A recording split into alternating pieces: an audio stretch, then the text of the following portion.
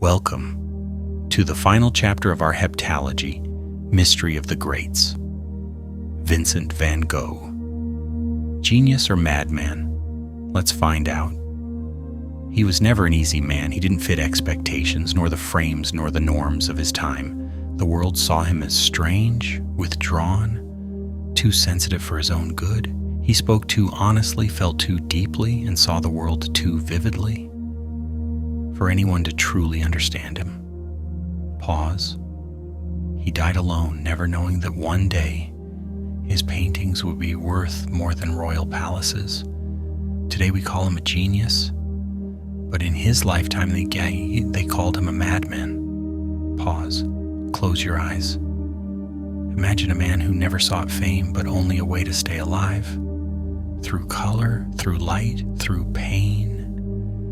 This is the story of how genius is often born before its time. There are artists who become famous during their lifetime, and there are those whose fame is born only after their death. But there are rare chosen ones whose very name turns into a symbol. Vincent van Gogh was one of them. His paintings were like flashes of a mad sun, his brushstrokes like the beating of a heart, his life a riddle that remains unsolved to this day. He was a man who saw the world differently. Where others noticed only a gray sky, he saw burnished gold. Where others saw simple fields, he found eternity. His fate was not just a biography, but a legend of a genius who spent his whole life searching for light, found it in paint, yet burned himself in its flame. Vincent Willem van Gogh was born on March 30th, 1853, in the quiet Dutch town of Groot-Zundert, but his birth already carried a strange mark of fate. Exactly 1 year earlier, his parents had lost their firstborn son, also a boy, also named Vincent. The new child seemed to arrive in the place of the departed one, and on the grave lay a stone with a date identical to his own birthday. From the very beginning, Van Gogh's life seemed to exist in shadow, a life among the living, yet touched by death. He grew up in the family of a Protestant pastor, in a household of strict faith and silent discipline. Yet young Vincent would often escape into the fields and woods. He would gaze at the sky longer than other children, or spend hours studying the shapes of branches, the rough hands of peasants, the dim light over the Dutch marshes. To him, ordinary things glowed with hidden meaning, as if the world spoke to him in a language only he could hear. His mother, who loved to draw flowers, gave him his first pencils, but no one yet imagined that this quiet, withdrawn boy would become the painter who would change the very face of art. Already his eyes saw the world differently, not steady and calm, but trembling, full of inner fire. In youth, Van Gogh was like a wanderer walking through the world without knowing his road. He was cast from place to place, to The Hague, where he worked in an art gallery, to London, where he briefly taught, to the miners' villages, where he tried to live as a pastor. He searched for the meaning of life with desperate hunger. At first, in religion, Vincent read the Bible through the night, preached to the poor, gave away his belongings, and lived in poverty among miners as one of them. But the church rejected him. Too strange, too fanatical, they said. They told him he lacked talent for words. Yet even then, he had already found something else: the ability to see and reveal human suffering. In his first drawings of miners and peasants, one could feel the weight of their lives, the dark rhythm of coal and earth. Every failure pushed him further along. He tried himself in professions that held him only a few months, as if the lives of others spat him out again onto the road. He searched for a home, but what he found were only temporary shelters. And in this endless wandering, a thought began to take root inside him. If words were denied to him, if the church had failed him, perhaps he could speak through paint, through line, through color. He did not yet know this path would lead to greatness, but already destiny was pushing him, step by step, toward the canvas. Paris greeted Van Gogh with crowded streets, glittering shop windows, and the smell of studios where a new kind of painting was being born. For the first time, he found himself in a world where artists were not preachers or wanderers, but pioneers. The Impressionists, Monet, Pissarro, Renoir, were breaking the old laws, chasing light, breaking paint into strokes of color. Van Gogh looked at their canvases and his soul seemed to ignite. He understood that what he carried inside himself was not chaos, not illness, but a new way of seeing. Paris had given him the key, yet Paris was also heavy. Crowds, noise, poverty. Vincent lived poorly, often ate almost nothing, and spent his last coins on paint. He drank absinthe, smoked pipe after pipe, and wrote long letters to his brother Theo, filled with despair and ecstasy. Theo was his only anchor. Not just a brother, but the one person who believed in his genius when the rest of the world turned away. In Paris, Van Gogh absorbed the brightness of color, but soon the city felt too small, too restless. He dreamed of the south, of a place where the sun would burn away all darkness. He imagined that under such light he would find the peace and inspiration he had been chasing his whole life. Thus began the next stage of his journey, the road to Arles, where he would create his most famous paintings and encounter both inspiration and madness. Arles, a small town in the south of France, greeted Van Gogh with blinding sunlight. After the gray skies of Holland and the misty streets of Paris, this brilliance seemed like a revelation. Here the sky was not simply blue. It burned, shimmering with shades of cobalt and turquoise. The wheat fields gleamed as if filled with golden fire. In this light, Vincent painted without pause. It was as though he feared that if he put down his brush, the world itself would vanish. Sunflowers, wheat fields, the night sky over Arles, everything became a whirlwind of strokes, thick and alive, like the pulse of the earth itself. He rented a modest yellow house and dreamed of creating a community of artists, a brotherhood where people would live and work together, inspiring one another. He tied this dream to Paul Gauguin, whom he saw as a friend and ally. Vincent awaited his arrival as if it were salvation. When Gauguin finally came, their days were filled with discussions, arguments about painting and shared work, but tension grew between them. Gauguin was rational, cool, distant. Van Gogh, passionate, vulnerable, restless. Their friendship strained under the weight of their differences. One night, the conflict ended in tragedy. In a fit of madness, Vincent seized a razor and cut off part of his ear. That wound became the symbol of his inner torment, a sign of how close he lived to the edge between genius and insanity. Yet in those same months, he created his most radiant works, the series of sunflowers. Today, these paintings are scattered across the world's greatest museums, the National Gallery in London, the Van Gogh Museum in Amsterdam, the Neue Pinakothek in Munich, the Philadelphia Museum of Art, and the Sompo Museum in Tokyo. At auction, they are valued in the hundreds of millions of dollars. One version was sold in 1987 for nearly $40 million, a world record at the time. Today, experts believe their price could surpass $300 to $400 million.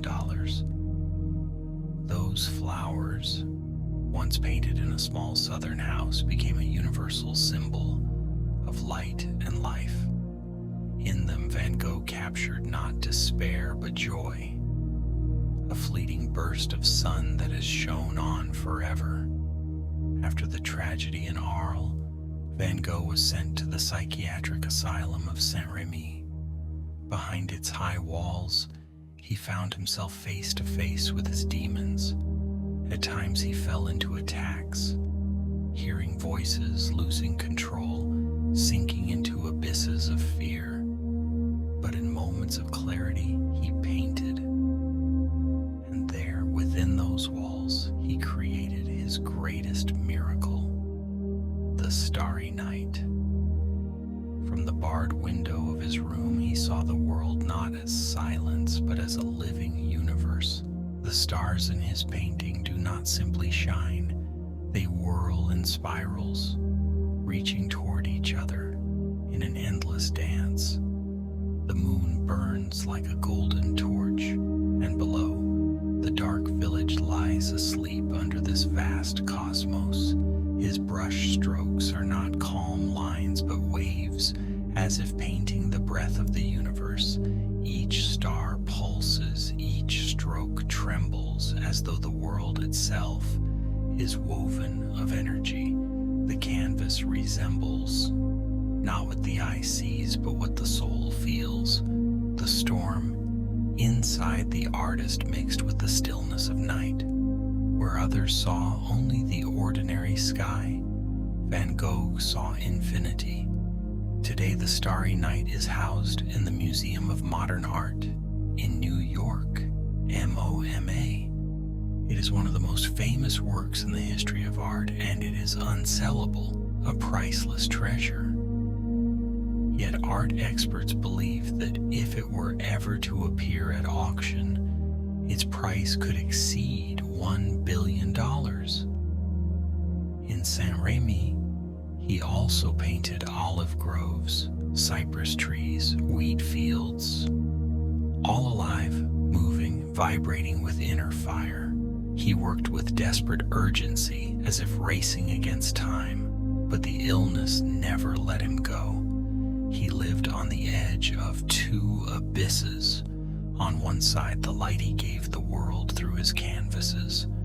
On the other, the darkness that devoured him from within. His letters to Theo grew ever more desperate. Painting became his only way to hold on to life. But the more he painted, the closer the shadows crept. The winter of 1888 in Arles became a turning point.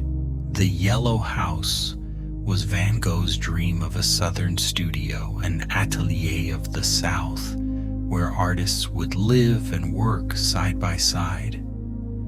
With Paul Gauguin, he painted day and night, arguing about color, form, and, above all, the meaning of art.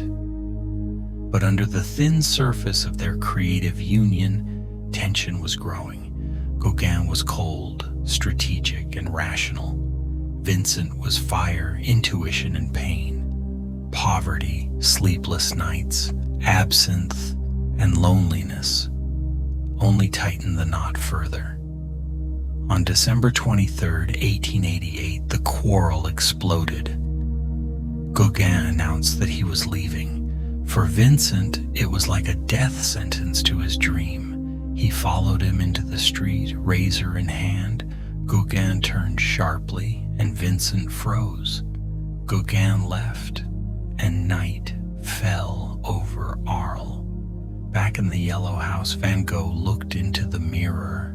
His mind roared like a storm. He lifted the razor and cut off almost his entire left ear, not just the lobe as later myths suggested. Blood poured, He bandaged his head, wrapped the ear carefully in cloth, and stepped out into the dark. The next scene became legend. Vincent brought the bundle to the brothel on the outskirts of Arles. For decades, it was said he handed it to a girl named Rachel.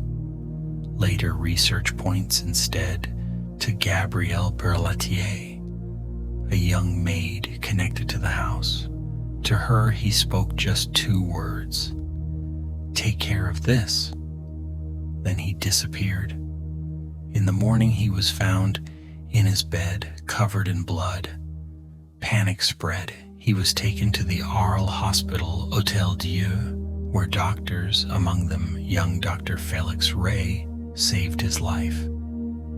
From that day forward, Vincent would often be seen with a white bandage, immortalized in his self-portrait with bandaged ear, January 1889. An intense gaze, a Japanese print on the wall behind him, a dream of calm in the midst of torment. The townspeople feared the mad painter. Neighbors signed a petition to have him removed, and the Yellow House was temporarily sealed. Vincent drifted between hospital and home, his mind splitting, until in May 1889 he voluntarily entered the asylum at Saint-Rémy, hoping to fight his illness with art. What exactly happened that night? The official version, self-mutilation, remains most widely accepted, but other theories persist. That Gauguin himself may have wounded Vincent during a fight, and that the two made a silent pact, never to reveal the truth. No proof exists, and so the mystery endures. The story of the ear became more than biography. It became a symbol of his fragile psyche, of the abyss he hovered over, but also of his sacrifice, as if he'd given a piece of himself to the world.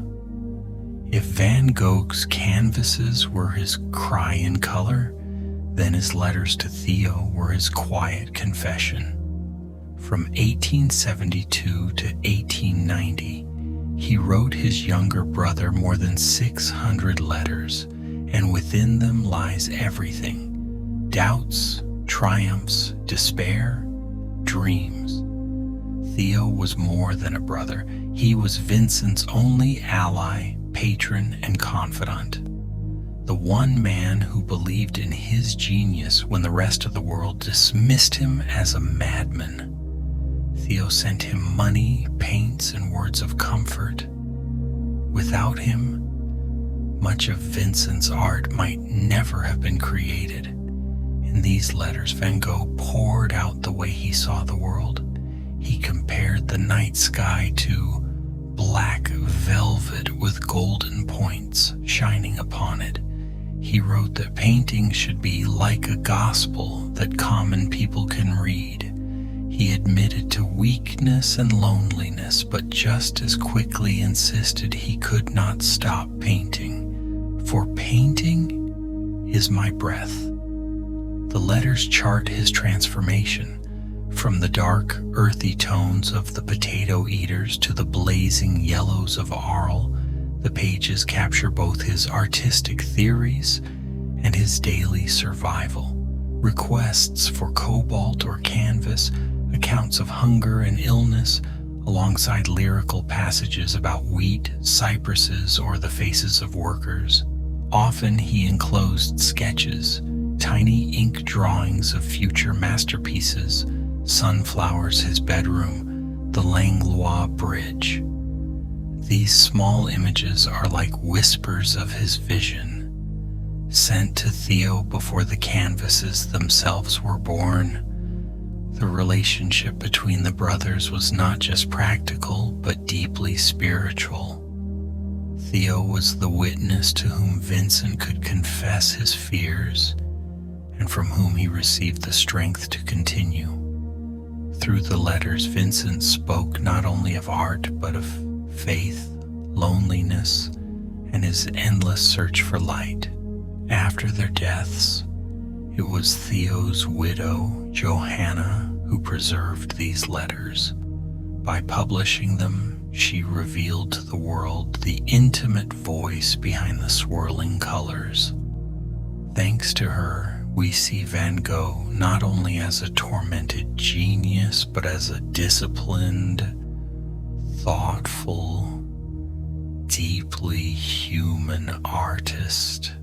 Today, when we look at the sunflowers or the starry night, we hear not only the roar of color, but also the quiet rhythm of those letters. Notes about pigments, sketches in ink, lines of hope and despair. The letters to Theo are the light that illuminates Van Gogh's art from within. Without them, his legend would be beautiful but mute. With them, it speaks. For Van Gogh, color was never decoration, never imitation of nature. Color became his language. It replaced words, prayers, even music. He spoke to the world in yellows, blues, and greens, as others spoke with their voices. In his early years, his palette was dark and earthy, ochres, umbers, heavy grays. These were the colors of poverty and toil. The potato eater's reeks of soil and smoke. No brilliance, only the harsh truth of peasant life. Paris changed everything. Van Gogh discovered the brightness of the Impressionists, studied Japanese prints, and wrote of contrasts that make colors alive. On his canvases appeared cobalt blue, chrome yellow, bright orange. He paired them like musical notes, yellow against violet, blue against orange, red against green. Colors must sound like music, he told Theo. In Arles, he found his central note, yellow. Sunflowers, wheat fields, the furniture in his bedroom, even the walls of the yellow house glowed with it. Yellow was not simply pigment. It was light, hope, the life he longed for. At Saint-Remy, his language shifted again. Night blues and blacks twisted into spirals. The starry night became a hymn to both darkness and light. A cosmic sea of blue and gold turned into a vision of eternity. For Van Gogh, every color carried emotion. Yellow meant joy, but also desperation. Blue meant longing, infinity. Green meant life, but restless and uneasy. Red meant pain and passion. His canvases were not mere images of the world, but emotional maps where every color was a voice of the soul. That is why his paintings still strike us so deeply today. They do not tell stories. They speak directly, bypassing reason. We feel them just as Vincent felt them. The legend of Van Gogh was built from a handful of instantly recognizable signs. The bandaged ear, the yellow sunflowers, the swirling night sky, and a short life cut short by a gunshot. These symbols compressed his fate into the myth of the misunderstood genius. But behind the myth lies the deliberate work of people, time, and culture itself, all searching for the face of sincerity.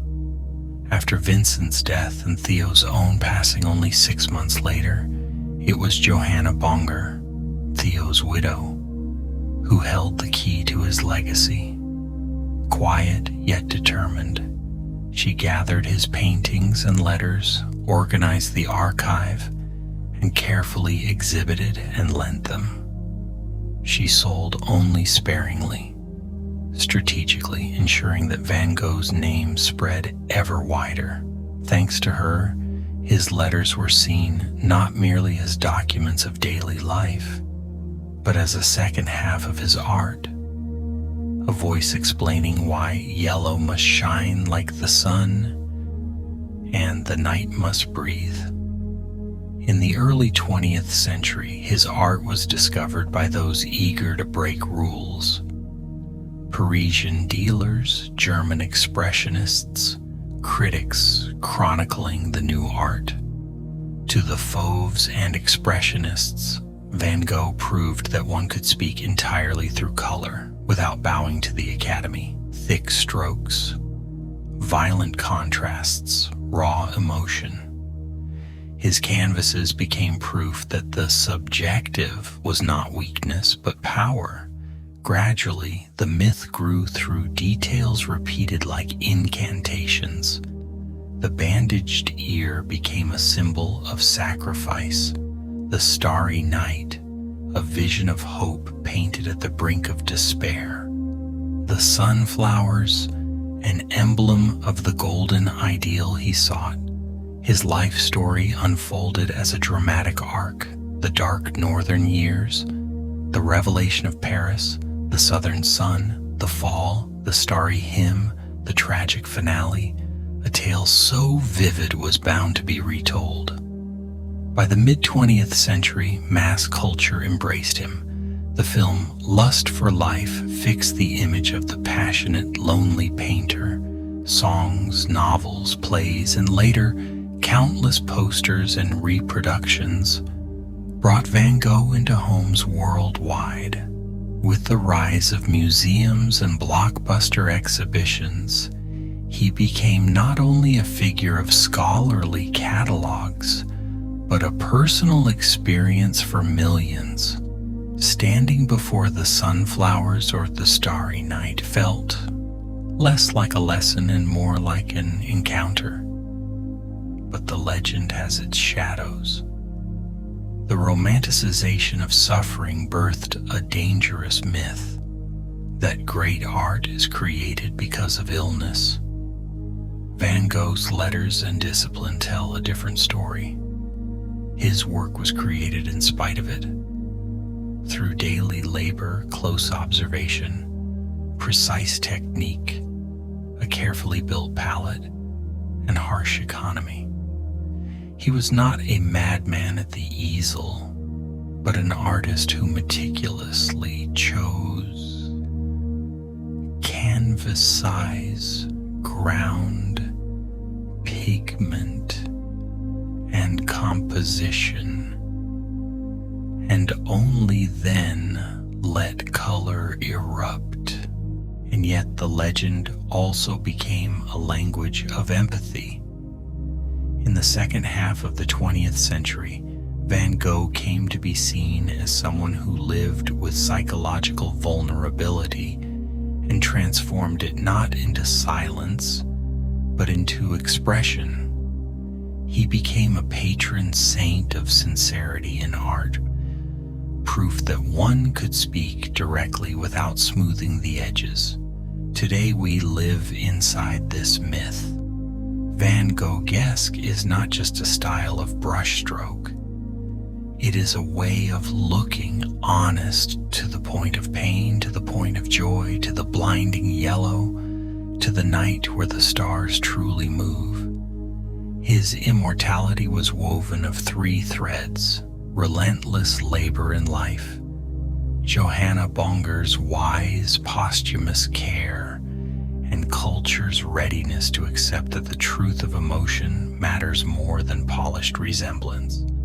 Thus, the legend of Van Gogh is not a tale of suffering, but a story of the power to see and the courage to speak in color. When Van Gogh died, his paintings were of little interest to anyone. He had sold only a single work, The Red Vineyard. But death changed everything. His brother Theo lived only 6 months longer, and it was Theo's wife, Johanna, who gathered Vincent's paintings and letters and began to show them to the world. And the world slowly began to understand what had seemed strange and wild during his lifetime now shone like revelation. His swirling brushstrokes opened the path to expressionism. His daring colors inspired Matisse and Picasso, and his sunflowers became a symbol of eternal light. A special place in his legacy belongs to the Starry Night. In June 1889, while in the asylum at Saint-Rémy, Van Gogh stepped to the barred window of his room. Beyond it lay the world from which he'd been cut off by walls and illness. But out there, beyond those walls, the universe was alive. He looked at the sky, and it seemed to him alive. The stars did not merely shine, they whirled in spirals, reaching for one another in an endless dance. The moon blazed like a golden torch, and below, a dark village slept quietly beneath this vast cosmos. Van Gogh took up his canvas and painted as though his hand were connected to eternity itself. His brushstrokes were not straight lines, but waves, like the breathing of the universe. Each star pulsed, each line trembled, as if the world itself were woven of energy. The painting did not resemble what the eye saw. It was the vision of what the soul felt, a storm in the artist's mind, blended with the stillness of the night. Where others saw an ordinary sky, he saw infinity.